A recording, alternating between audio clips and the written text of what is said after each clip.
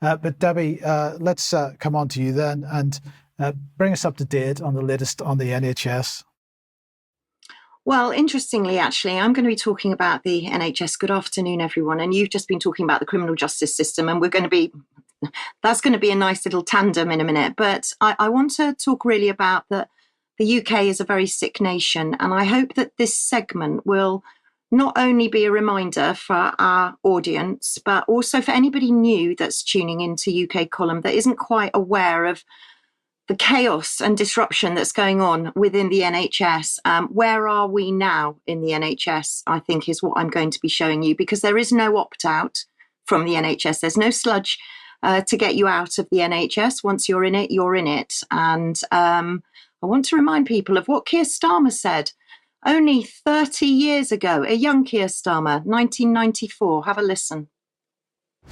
I do think it's time that the court system became much more of a place where the ordinary person feels they can go, and I think that means stripping judges and lawyers of their wigs and gowns and making it much more like a GP's health centre.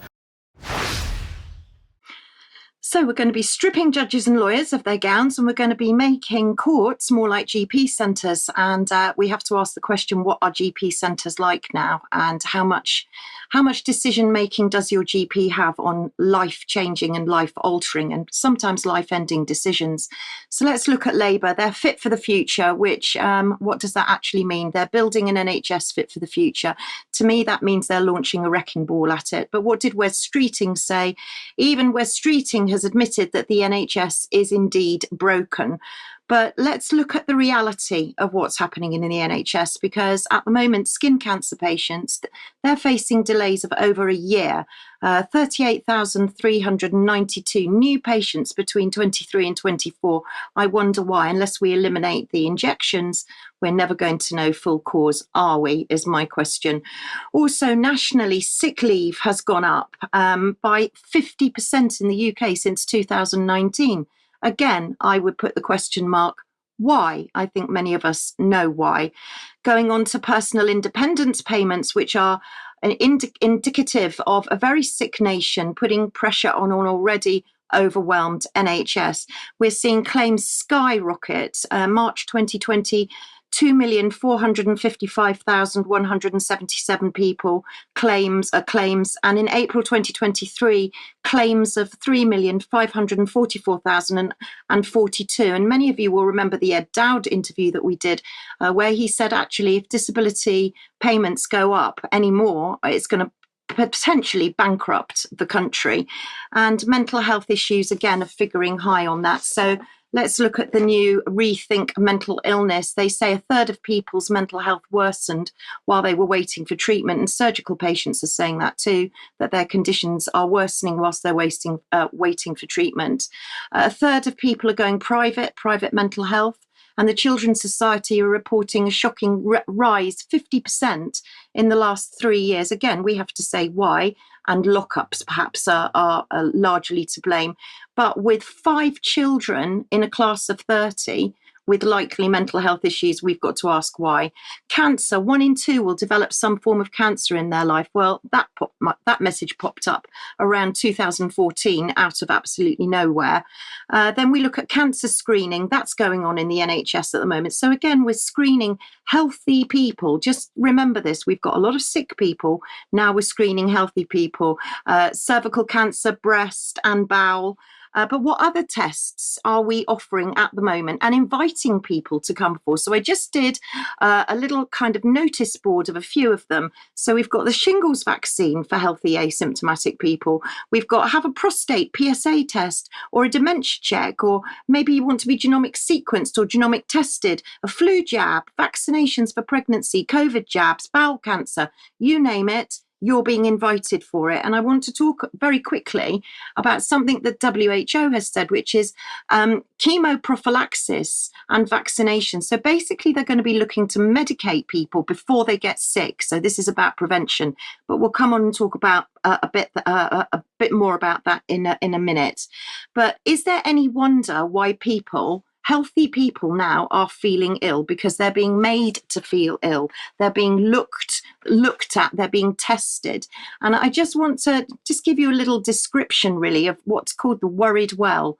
So these are patients who are perceived as using the health services inappropriately or disproportionately when other more deserving patients should be given attention. Or if we jump to Collins, who also describe it as patients that need to take medication when they don't need to, which is exactly what the government and the big pharma are asking you to do, because that's the intention: preventative medicine, chemoprophylaxis, taking medicine before you're sick. And doctors may refer to patients as the heart sink patients. Their hearts sink when a patient walks through the door, because we're making healthy people think that they're sick. So illness, anxiety disorder, I mean, this is just the tip of the iceberg. So walking hypochondriacs, basically, when someone without medical symptoms is preoccupied with worrying about developing an illness, well, isn't that exactly what they're trying to do? Make people check their apps, how many steps they've walked, how many calories they've eaten, their blood pressure. They have to check a black screen the whole time. And we mustn't forget in this country, because in Canada, there's been the MAID system, the medically assisted dying program. And in this country, we have the same. And I just want to highlight you to a BMA survey on physician assisted dying.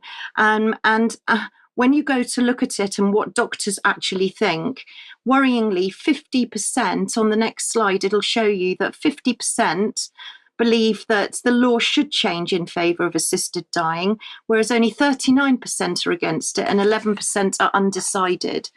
And when you go and look at what the public think, and I went to an article in the Telegraph, and I found this quite striking, that the public fear that GPs would pressurise them to take their own lives, and that doctors would encourage assisted dying to ease pressure on the NHS.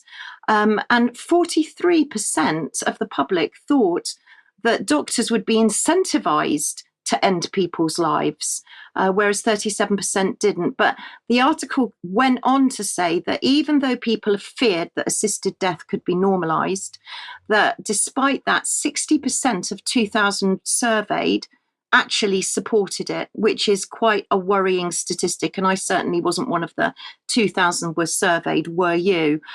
More collapses of the infrastructure in the NHS at the moment. And this is the reality of the NHS at the moment. So we've got pharmacies closing. We've been talking about this for quite a while. Lots of them closing. In the next slide, it says that so far in 2024, 200 have closed in England only, which will leave only 10,000 pharmacies in England open by October, which is one of the lowest levels. And I don't know if anybody else is noticing, but I'm noticing these zero tolerance notices everywhere, where you have to be kind to the staff, you have to be kind to your doctor, you have to be kind to companies. But it doesn't seem as though anybody's listening to the public or being kind to us, and we're being used as a scapegoat to put the blame on. But GP surgeries, so they're hanging on a cliff edge as well. And I went to look at a quarter of the GP practices could close because of workload pressures. And are they fit for the future?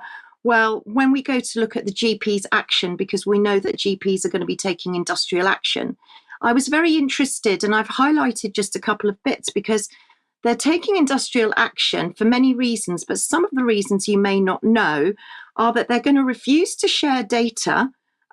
And they're going to refer people directly to a specialist, and that seems like a jolly good idea to me. And they're also going to switch off NHS software. So this is all part of their industrial action. So perhaps we should be reconsidering what the GPs are doing.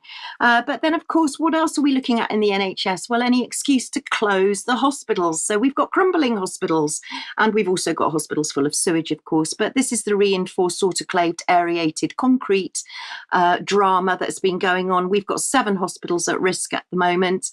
And despite Boris Johnson promising to build new hospitals, it seems that our new Chancellor, Rachel Reeves, has got very different ideas, and she's casting doubt on a hospital building programme going ahead at all.